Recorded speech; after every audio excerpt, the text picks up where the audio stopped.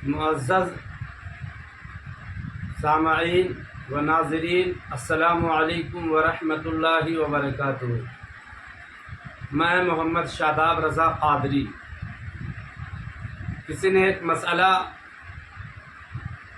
پوچھا، 3 درجے ہیں روزہ کے، 3 درجے ہیں۔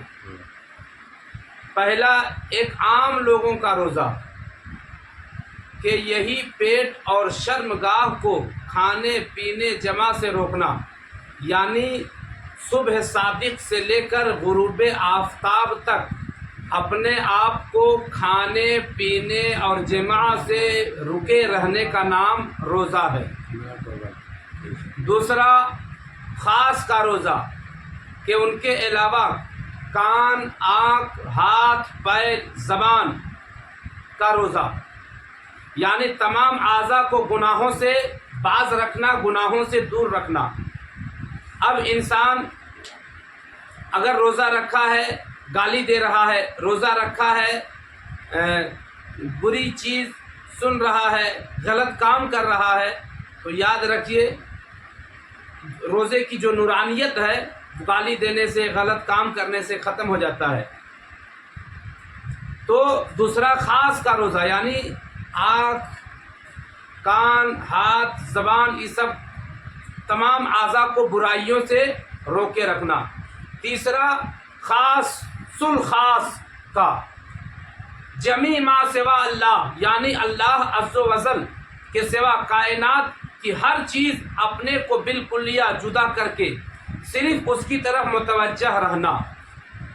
اب دیکھیے روزہ کی 5 قسمیں ہیں، روزہ کی 5 قسمیں ہیں۔ ایک فرض، دوسرا واجب، تیسرا نفل، چوتھا مکروہ تنزیہی، پانچواں مکروہ تحریمی۔ فرض کے 2 قسمیں ہیں، ایک معین، ایک غیر معین۔ جیسے ادائے رمضان، قضائے رمضان، تو ادائے رمضان یہ فرض معین ہے، قضائے رمضان یہ فرض غیر معین ہے۔ دوسرا واجب، جیسے کسی نے منت مان لیا۔ ایک تو واجب کی بھی 2 قسمیں ہیں، ایک تو خاص، ایک عام، نظر معین خاص، نظر معین عام۔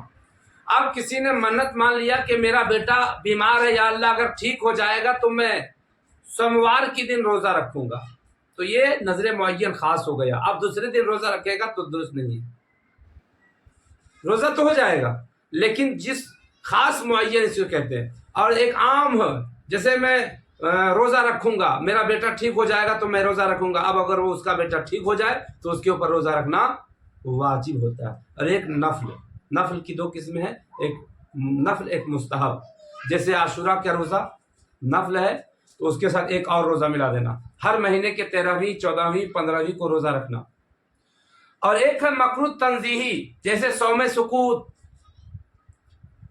پورے سال روزہ رکھنا، یہ سب مکروہ تنزیہی ہے۔ اور 5واں جو ہے وہ مکروہ تحریمی، مطلب وہ 5 ایام ہے، 5 دن ہے، روزہ رکھنا مکروہ تحریمی ہے۔ اس میں سے ایک عید الاضحیٰ کے دن، ایک عید الفطر کے دن، اور 11ویں عید الاضحیٰ، پھر 11ویں، پھر 12ویں، 13ویں۔ پہلا عید الفطر، دوسرا عید الاضحیٰ، پھر عید الاضحیٰ کا دوسرا دن، پھر تیسرا دن، پھر چوتھا دن۔ یہ 5 ایام ایسے ہیں، ان ایام میں روزہ رکھنا مکروہ تحریمی ہے۔ تو دوستو یہ رہا آج کا مسئلہ۔